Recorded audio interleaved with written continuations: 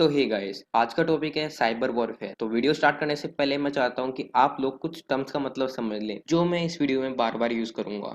तो यहाँ पे पहली टर्म है फिशिंग अटैक या फिर fishing. Fishing is a cyber attack that use fake email as a weapon. The goal is to trick the email receiver into believing that the message is something they want or need, a request from their bank, for instance, और a message from their company. Simply fishing के अंदर hacker victim को एक message या फिर email भेजता है जिसके साथ एक अटैचमेंट होती है, लिंक या फिर कोई एपीके। यहाँ पे विक्टिम को लगता है कि जो मैसेज या फिर ईमेल आया है वो ऑफिशियल ईमेल है और वो उस पर ट्रस्ट करके उसको ओपन करता है, जिसके कारण उसका जो डेटा होता है वो चोरी हो जाता है। तो यहाँ पे जो सेकेंड टर्म है वो है सोशल इंजीनियरिंग।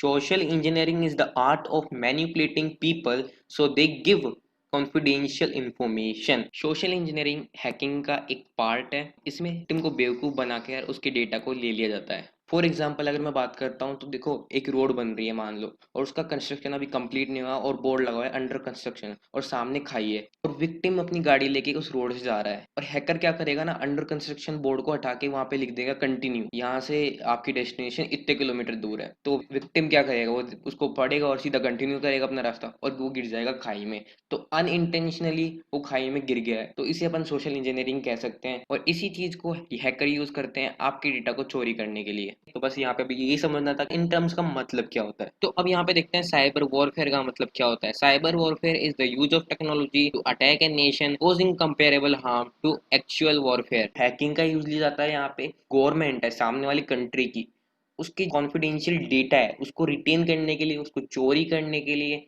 यहाँ पे हैकिंग का यूज लिया जाता है। क्योंकि आजकल देखो सारे रिकॉर्ड्स होते हैं, जो नोटिस होते हैं या फिर रिकॉर्डिंग्स होती हैं, वो डिजिटली सेव होती है, और यहाँ पे टेक्नोलॉजी का यूज करके, हैकिंग का यूज करके उनको चुरा लिया जाता है। यूज है वो एक्चुअल वॉरफेयर में कर सके, एक्चुअल लड़ाई में कर सके। ज्यादातर यहाँ पे पता लग जाता है कि कहाँ पे डिप्लॉयमेंट होने वाला है आर्मी का, लड़ाई के अंदर कितने जो टैंक्स है, यहाँ पे आपके पास कितनी मिसाइल्स है। क्योंकि यार देखो, अगर मैं न्यूक्लियर बॉम्ब्स की बात करूं तो यहाँ पे कोई भी कंट्री है ये रिवील नहीं करती कि उनके पास एक्चुअल कितना स्टफ है, उनके पास कितनी पावर है, कितने उन पे वेपन है, कितने उनके पास मिसाइल्स हैं, कितने उनके पास टैंक्स है।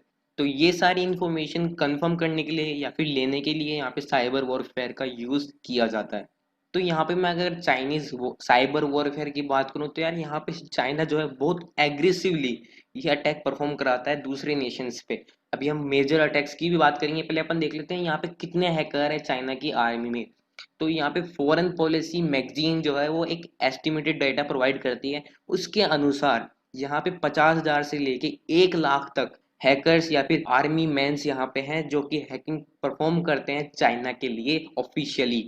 तो यहाँ पे साइबर वॉरफेयर का एक एडवांटेज भी मिल जाता है चाइना को। ये ट्रैक कर पाना कि गवर्नमेंट स्पॉन्सर्ड था या फिर किसी नेशनलिस्ट ने किया है या फिर किसी हैकर ग्रुप ने किया है, ये पता लगाना इम्पॉसिबल है। क्योंकि डायरेक्टली आप पता नहीं लगा सकते कि ये गवर्नमेंट स्पॉन्सर्ड था या फिर नहीं, और अक्यूज नहीं कर सकते डायरेक्टली चाइना को कि आपने ये अटैक परफॉर्म करवाया है। तो साइबर वॉरफेयर अटैक्स दो टाइप्स के होते हैं। Specialised military network warfare forces.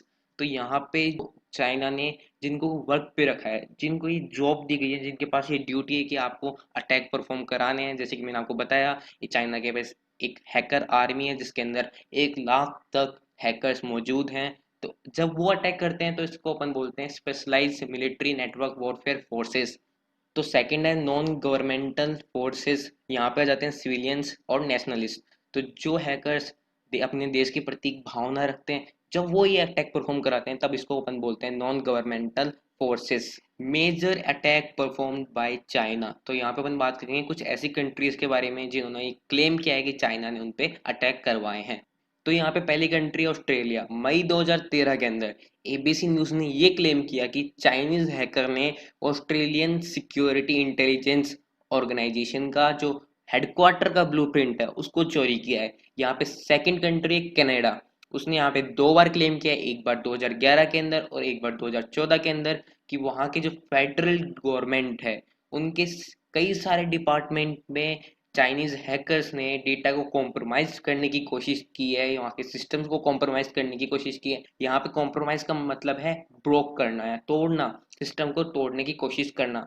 तो ये इथिकल वे में भी कर सकते हैं। कंपनी सॉफ्टवेयर लॉन्च करने से पहले एक बार चेक करवाती है कि उसके अंदर कोई खामियां तो नहीं रह गई, यहाँ पे लूप होल तो नहीं रह गए जिससे कि बाद में हैक हो पाए। तो यहाँ पे जो कैनेडियन गवर्नमेंट की डिपार्टमेंट है, वहाँ की जो नेटवर्क्स हैं, उनको तोड़ने की, उनको ब्रोक करने की कोशिश की गई है चाइनीज हैकर के थ्रू।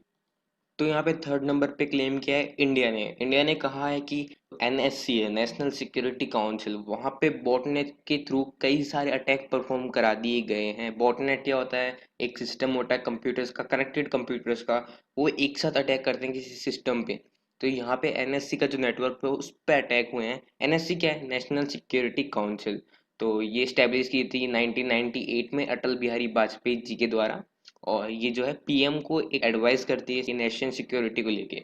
तो ये कुछ मेजर कंट्री थी जिन पे चाइना ने अभी तक अटैक परफॉर्म करवाए हैं पिछले कुछ सालों में, और ऐसी कई कंट्रीज हैं जो छोटी हैं और उन पे चाइना ने अटैक परफॉर्म कराए हैं। यहाँ पे अगर प्रेजेंट सिचुएशन की बात करें तो चाइना ने अभी तक इंडिया पे 40,000 के ऊपर साइबर अटैक परफॉर्म करवाए हैं।